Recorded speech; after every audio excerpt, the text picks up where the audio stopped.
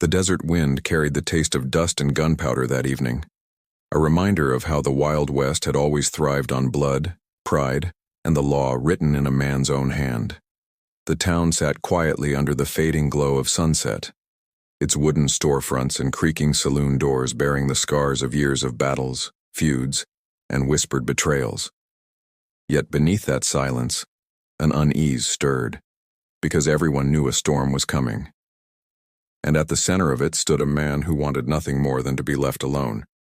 But fate had other plans. He had ridden into town a stranger, a shadow on a tired horse, eyes marked by hardships no one cared to ask about.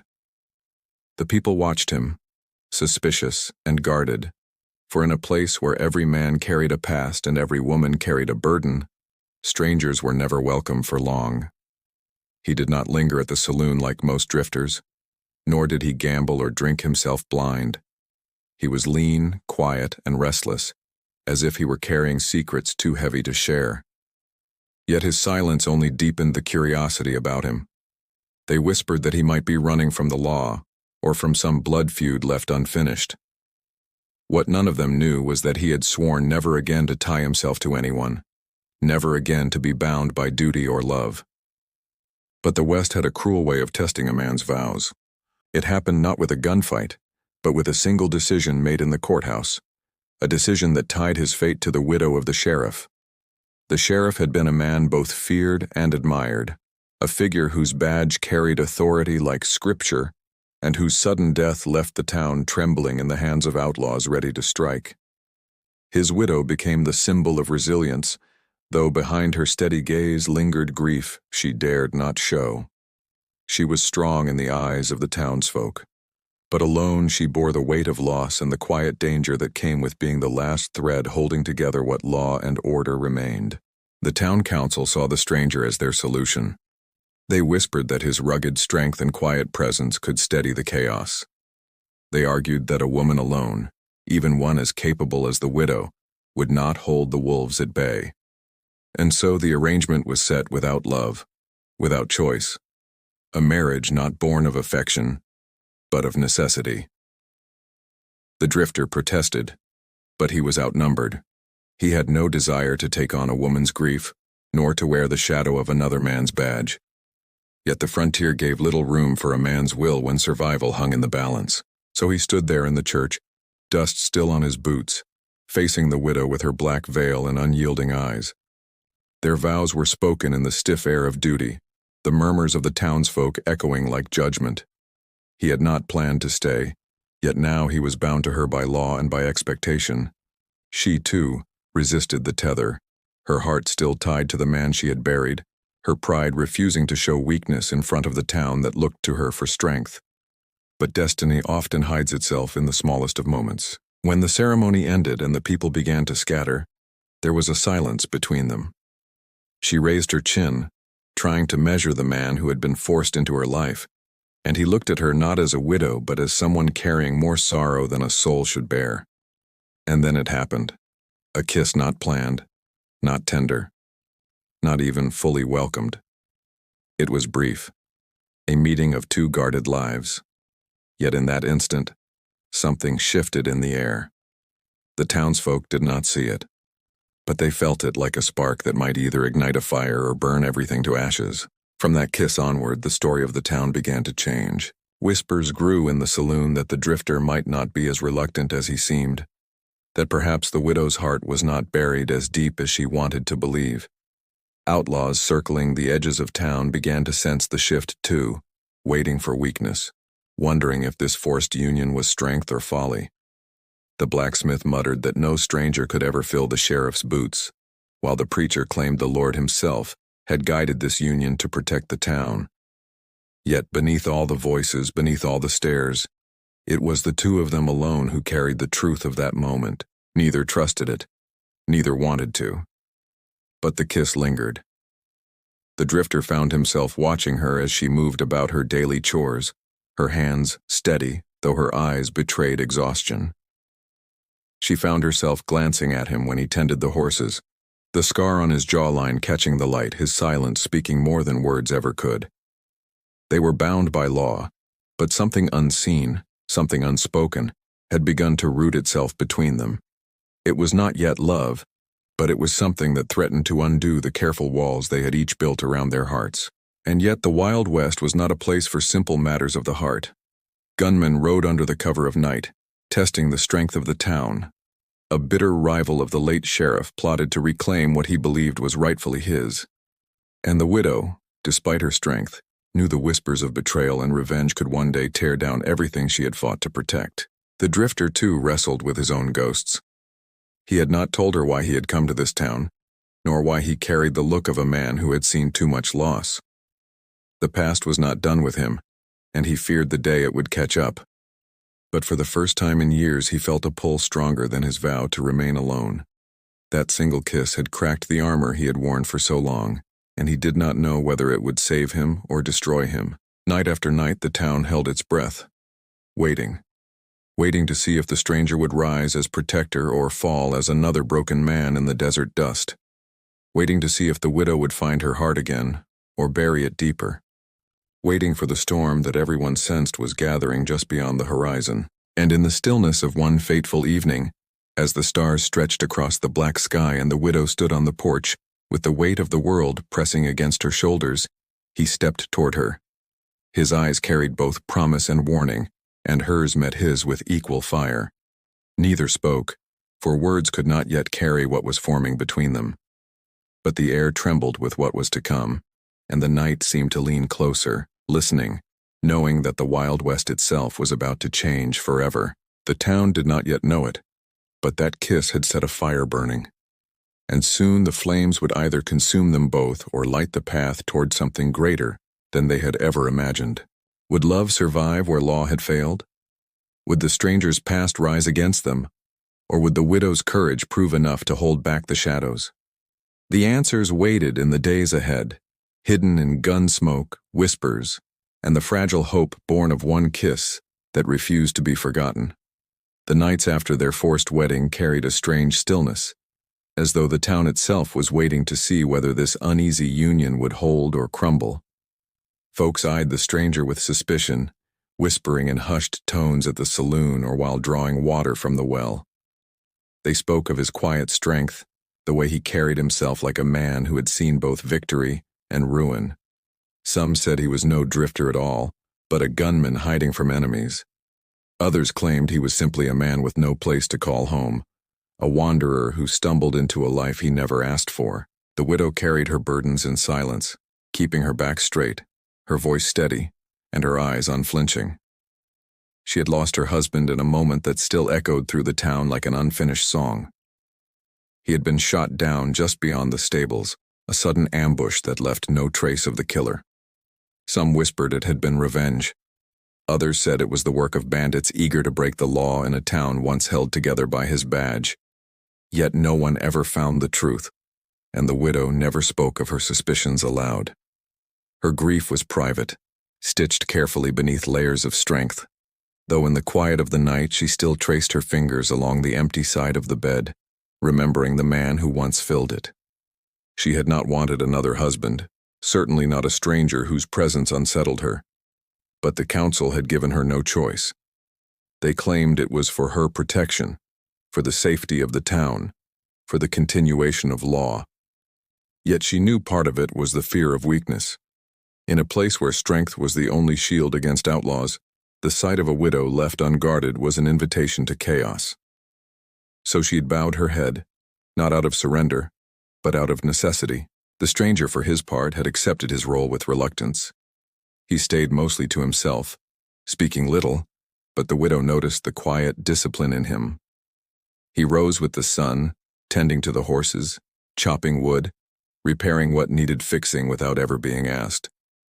His hands bore the scars of hard living, his shoulders the weight of a past that seemed too heavy to share.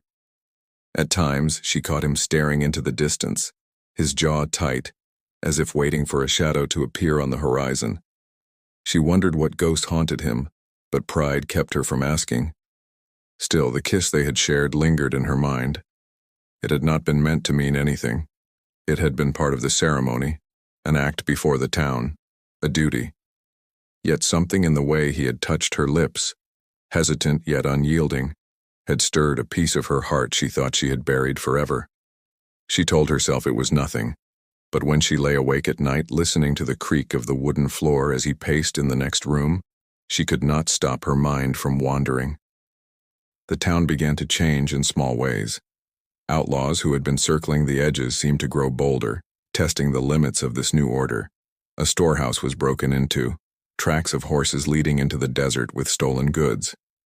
The blacksmith reported strangers asking questions about the widow and her new husband. There were whispers of a gang gathering strength in the hills, men who had once feared the sheriff's badge now daring to return. The preacher warned her in private that some men in town doubted the stranger's loyalty. A man without roots, he told her, is a man the wind can carry away. If he leaves, we all suffer the cost. She held her chin high at his words, refusing to let doubt show, but they planted seeds in her heart.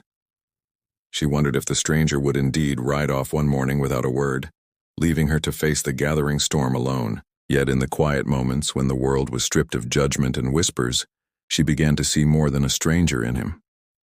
One evening, after a long day of mending fences, he sat by the porch sharpening his knife, the glow of lantern light catching the hardened lines of his face.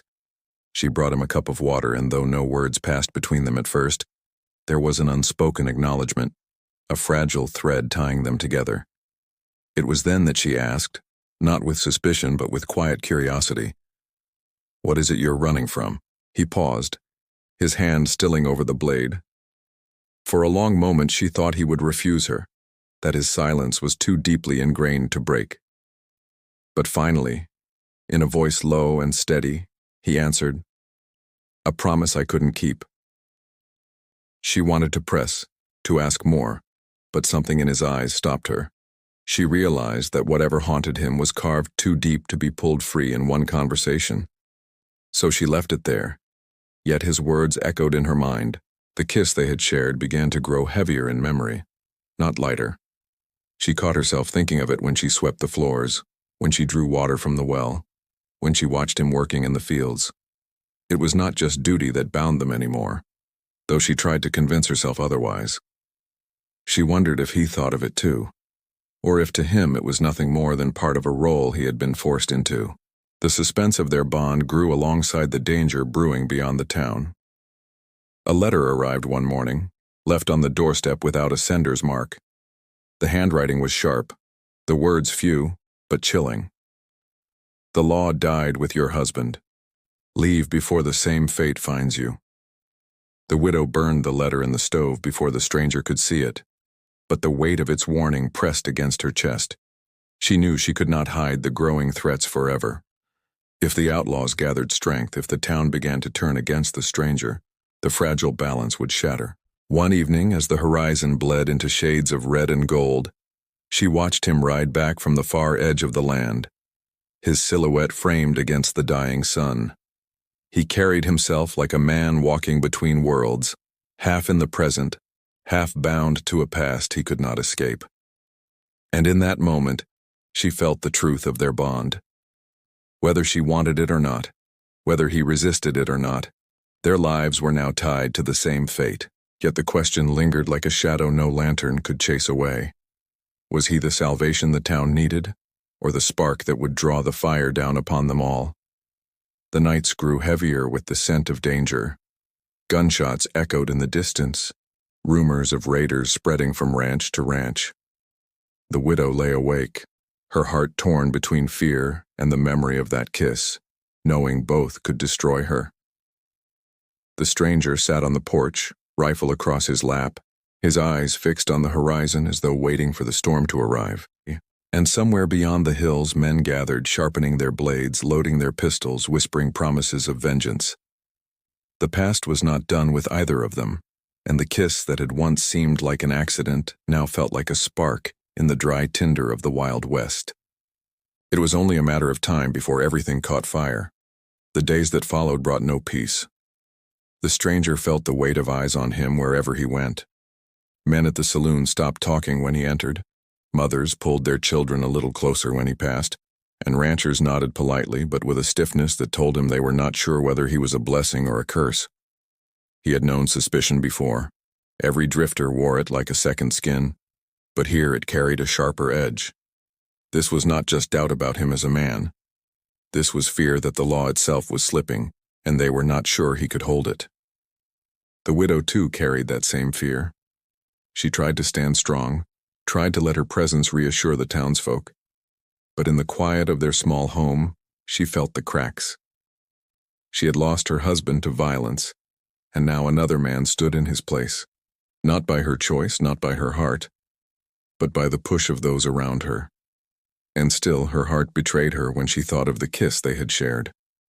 It haunted her not as a tender memory, but as a reminder of how easily walls could crumble. She wondered if her strength was failing, or if something deeper was being awakened inside her. The main conflict grew clearer with every passing day. Outlaws circled like vultures watching the town. They knew the sheriff was gone, knew the badge lay cold in the ground with him. The stranger carried no badge, only the expectation that he would somehow fill shoes he never asked to wear. Rumors spread of a man named Darius Kane, a leader of a gang once driven out of the territory by the late sheriff. Kane was ruthless, clever, and patient. It was said he wanted not just to rob the town but to break it, to prove that no law could hold against his will. For years the sheriff had kept Kane away. Now, with the sheriff gone, the question hung heavy. Who would stop him from returning? The stranger had faced men like Kane before, though under different skies and with different scars. He had once stood for something, long ago, before betrayal had left him carrying shame like a weight chained to his heart. He had vowed never to lead again, never to be the man others depended on. But here he was, in a town that had tied him to a widow, whose pride was both her armor and her weakness. He tried to keep his distance, to remain the outsider, yet each passing day pulled him deeper into their fate. Subplots unfolded in quiet corners. The blacksmith, once loyal to the sheriff, grew restless, muttering that the stranger was not cut from the same cloth. The saloon keeper, sharp-eyed and quick with whispers, began feeding the outlaw scouts information for coin. A young farmhand eager to prove himself trailed the stranger with admiration, dreaming of learning from him. These threads tangled together, shaping the tension into something larger than any single moment. The widow faced her own battles. She managed the accounts her husband once oversaw, ensured supplies reached the townsfolk, and listened to their worries at her doorstep. She carried herself with dignity, but beneath it was exhaustion. Some women in town pitied her, others envied her, but none truly understood the quiet strength it took to hold steady when the ground beneath her kept shifting. At night she stood by the window, staring out at the desert, her heart torn between the memory of her late husband and the presence of the man who now shared her home. The stranger, too, wrestled with private storms. One night, while mending a saddle in silence, he caught the widow watching him. For a heartbeat, neither looked away. It was not affection in her eyes, but something more complicated: curiosity, distrust, and a flicker of something she could not name. He lowered his gaze, his chest tightening, because he knew if he let himself feel, he would break the vow he had carried for years. But the memory of that first kiss clung to him as stubbornly as the dust on his boots. The conflict grew sharper when a rider burst into town at dawn, half dead from exhaustion. He brought word of a nearby ranch raided, livestock stolen, and a family left ruined. The outlaw gang had left their mark carved into the barn door, a crude symbol that everyone recognized as Kane's. Fear spread like wildfire, and all eyes turned toward the stranger. For the first time, voices rose openly. Men demanded he act, demanded he lead them, demanded he prove he was worthy of the place he had been forced into. But he did not promise them anything. He only said, "Fear is what they're after. Give them that, and they've already won." His calm words did little to soothe the fire burning in the townsfolk. Some nodded, some muttered in anger, and some walked away with doubt sharper than before. The widow saw it all and felt the weight pressing harder. She knew if the stranger faltered, the town would turn against both of them. Yet she also saw the flicker in his eyes when he spoke, the mark of a man who knew more of leadership than he admitted. She wondered what wound had silenced him, What promise had broken him so deeply? That night, as the desert wind howled against the shutters, she confronted him. "You can't stand in both worlds," she said quietly. "Either you ride away and leave us to the wolves, or you stand and fight beside me." His jaw tightened, his eyes shadowed with things unsaid. "I've stood before and it cost me everything. I won't make that mistake again." "Then why are you still here?" she pressed, her voice trembling with both anger and something else she could not name. He did not answer. Instead, he stepped past her out into the night, the sound of his boots heavy on the wooden porch.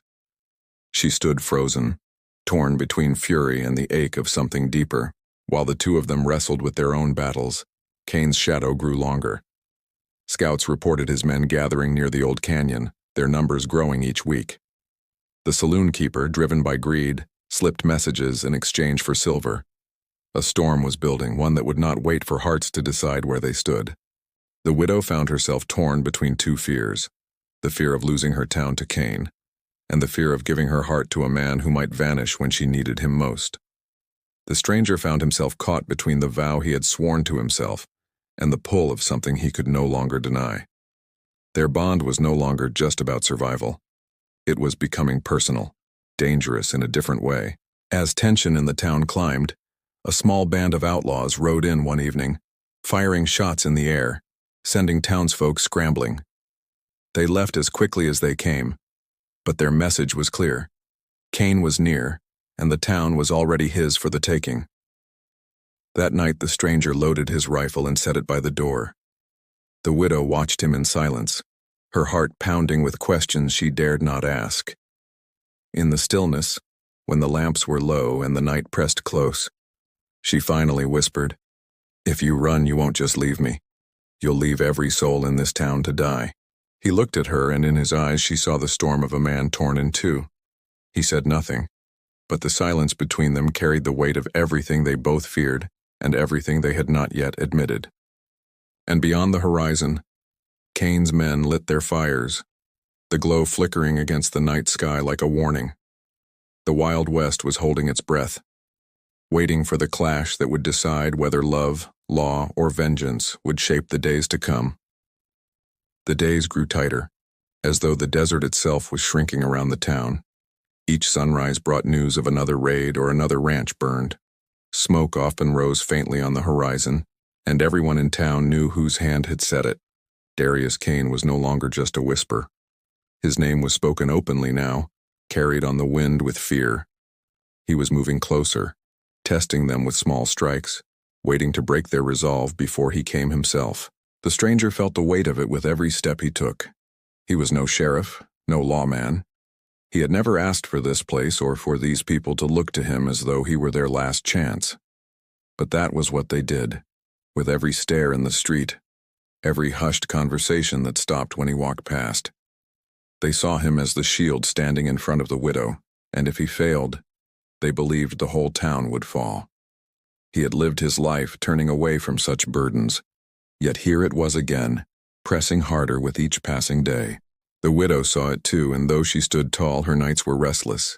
She kept her husband's badge locked in a drawer, unable to look at it without her chest tightening. Sometimes she thought she still heard his voice in the quiet, telling her to be strong, to protect what they had built.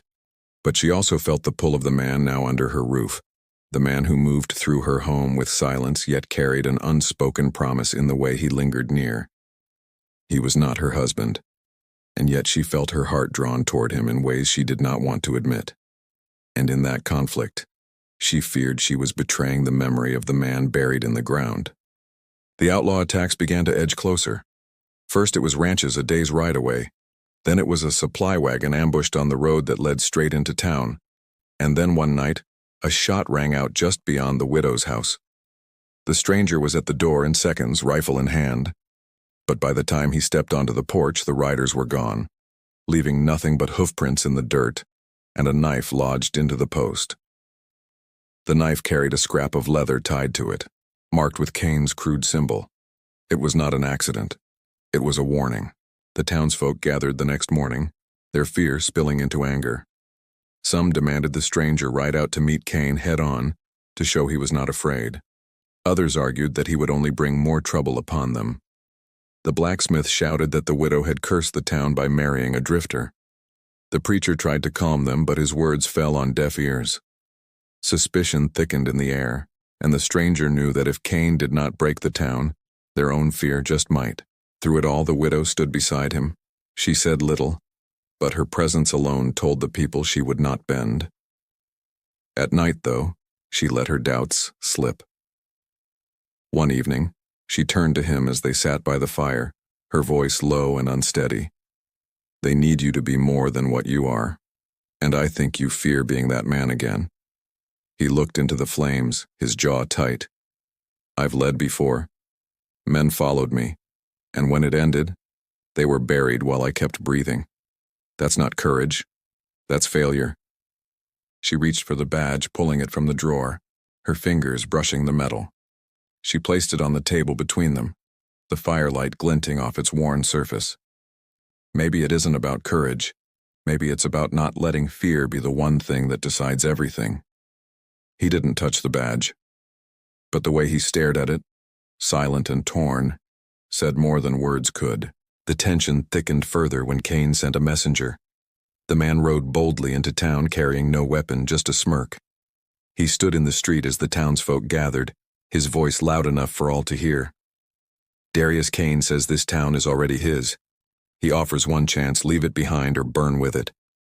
He let the words hang in the air, enjoying the fear they stirred, before riding off with a laugh that echoed long after his horse was gone. That night, the stranger could not sleep. He sat on the porch, rifle across his knees, watching the stars blur into darkness. The widow came to him quietly, wrapping a shawl around her shoulders. For a long while they said nothing. Then she asked the question that had been pressing against both of them. "Will you stay and fight, or will you ride away like you've done before?" His answer came slowly, his voice weighed down by years of loss. "If I fight, men will die. If I ride, men will die. Either way, blood falls because of me." She stepped closer, her eyes steady on his. "Blood is already falling. The only choice is whether it means something or not." Their silence after was thick with words unspoken. The memory of their kiss lingered like a spark, pulling them closer even as the world around them threatened to split apart. He wanted to reach for her, but the ghosts in his heart pulled him back. She wanted to lean into him, but her pride and grief held her still. Meanwhile, the town itself began to splinter. Some men spoke of leaving before Cain arrived. Others dug shallow trenches near their homes, preparing for a fight they weren't sure they could win. The preacher tried to rally hope, but the saloon keeper spread rumors that Cain's numbers were too great. Every whisper of doubt weakened the town further, and Cain's shadow grew larger with each passing night. The stranger knew the fight was coming. He could feel it in the stillness of the desert, in the way the coyotes howled longer at night, in the way the townsfolk looked at him with both hope and resentment. He could feel it in his own chest, the war between the vow he had made to never lead again and the call of something stronger, something born not of duty, but of the widow's eyes when she looked at him with both fire and sorrow. The suspense climbed higher when scouts reported Cain's men less than a day's ride away. Campfires dotted the hills like stars fallen to the earth. The air itself seemed charged with waiting, as though the land knew the moment of reckoning was near. The widow stood on the porch that night, her shawl clutched tight, watching those distant fires with her heart pounding. The stranger stood beside her, silent, the rifle in his hands heavy with both promise and dread. The kiss they had shared felt like a memory from another world, yet its weight pressed between them still. She turned to him, her voice steady despite the fear in her chest. "If this town falls, we fall with it. But I'd rather fall fighting than live running." His eyes met hers, and for a fleeting second, the distance between them seemed to vanish. But then the sound of distant hoofbeats broke the moment, carrying across the desert night like a drumbeat of war. Both of them froze, listening. The sound grew louder, closer, until it felt as if the earth itself was trembling beneath their feet. The stranger raised his rifle. The widow clutched her shawl tighter. The townsfolk stirred from their homes, lanterns flickering as faces peered out into the darkness. And there, on the horizon, shadows moved, riders cresting the ridge, torches burning in their hands. Cain was coming. The widow's breath caught in her chest. The stranger's grip tightened on the rifle. The air itself seemed to hold still, the moment stretched thin, ready to snap. And as the first torch was thrown high into the night sky, arching like a fiery warning, the town realized the storm they had feared was no longer waiting. It had arrived. The torches streaked across the night sky, and the riders came fast. The ground shook beneath the weight of Cain's men, their shouts splitting the silence, their laughter sharp and cruel. The townsfolk scattered, some to fetch rifles, others to bar their doors. Fear ran through every street like water breaking through a dam. The stranger stepped into the dust-choked road, rifle steady, eyes fixed on the advancing threat. The widow stood on the porch, her face pale yet unyielding, her shawl falling from her shoulders as if she no longer needed it to shield her. The first shots cracked through the air. Windows shattered, doors splintered, and the fight began. Men of the town, some trembling, some fueled by desperation, fired from rooftops and fences. The outlaws thundered through, bullets cutting through the night, flames licking at barns and wagons. The stranger moved with precision, each shot deliberate, each step calculated. He had told himself he would never lead again, but the truth was clear now. He had been leading all along, every time he stood tall when others faltered, every time he lifted the rifle instead of walking away. The widow refused to cower inside. She moved among the townsfolk, guiding frightened children to safety, steadying men who faltered, her voice carrying above the chaos. The sight of her standing tall in the middle of the fire gave strength to those who doubted. She was not only the sheriff's widow anymore, she was the heart of the town. And the stranger, though bound to her by a marriage of necessity, found his strength anchored in her courage. Cain himself appeared through the smoke, his black horse towering above the fray, his grin sharp beneath the brim of his hat. He rode straight for the center of town, revolvers blazing, his men rallying behind him. He wanted spectacle. He wanted to break them with fear. But the stranger stepped into his path, refusing to move. The two locked eyes across the dust and fire, the weight of their histories pressing into that single moment. Cain saw not a drifter, but a man who had fought shadows before. The stranger saw not just an outlaw, but the very storm he had tried to outrun. Their clash was inevitable. Cain dismounted, spurs ringing as he stepped forward, daring the stranger to face him without the rifle. The street grew silent except for the crackle of fire and the distant cries. The widow stood frozen, her breath caught, her heart pounding as the two men faced each other under the burning sky. The duel that followed was brutal, not the clean draw of pistols the dime novels loved to tell. It was raw and unforgiving. A fight carried in fists, in grit, in years of survival etched into muscle and bone. Cain fought like a man who believed the world already belonged to him, but the stranger fought like a man who had nothing left to lose except the town that had finally given him something worth standing for. When it was over, Cain lay in the dirt, his rein broken. His men, seeing their leader fall, scattered into the night, leaving behind smoke, silence, and the trembling relief of a town that had stood its ground. The stranger stood over him, blood on his knuckles, his chest heaving, the rifle still untouched where it had fallen to the ground. The widow rushed to his side, not out of fear, but out of the unspoken truth that had bound them together from the moment of that first kiss. The dawn broke quietly, the fires reduced to smoke, the damage clear but the town still standing. Men who once doubted the stranger now shook his hand, their voices low with gratitude. The preacher offered words of hope, though his eyes carried the weight of all they had lost. The blacksmith, ashamed of his doubts, offered his forge to repair what had been broken. The saloon keeper, exposed for his treachery, slipped away before judgment could be passed. And the young farmhand, who had followed the stranger like a shadow, stood taller now, no longer a boy but a man shaped by the fire of that night. The widow and the stranger returned to their home, the silence between them filled with everything that had been fought for and everything still unsaid. She placed the sheriff's badge back in the drawer, but this time, she did not linger over it. She looked instead at the man before her, scarred and weary but unbroken. "You stood when it mattered," she said softly, her voice carrying both pride and tenderness. He met her gaze, the burden in his eyes lighter than it had been in years. "I only stood because you did first." Their bond, once born of duty, had become something deeper, something forged in fire and loss, and the quiet strength of two souls refusing to yield. The kiss that had once seemed like chance now felt inevitable, the beginning of a story neither had chosen, but both had embraced.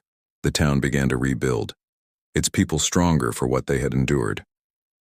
The widow walked the streets with her head high, not only as the sheriff's widow, but as a woman who had proven herself more than a symbol.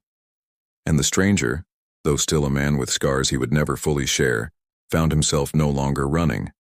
For the first time he belonged, not because of the badge, not because of the vows forced upon him, but because he had chosen to stay. There were still whispers, of course. The Wild West was never free of them. Some said Kane's men would return. Others said the stranger's past would catch up to him one day. But those fears no longer weighed as heavily. The town had seen what courage looked like. They had seen what it meant to fight together. And in the quiet moments, when the desert wind carried the scent of sage and the sun dipped low against the horizon, the widow and the stranger would stand side by side, the memory of fire behind them and the promise of a new life ahead.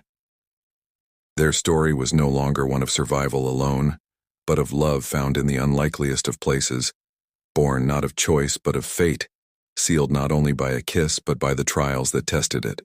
The Wild West would remember that night, the night Kane's fire failed to burn them down, the night a drifter found his place, the night a widow discovered her strength was enough to carry both her town and her heart. And though the dust of the desert would one day cover their footprints, their story would linger in the echoes of gunfire, in the whispers of love, and in the certainty that even in the harshest of frontiers, one kiss could indeed change everything forever.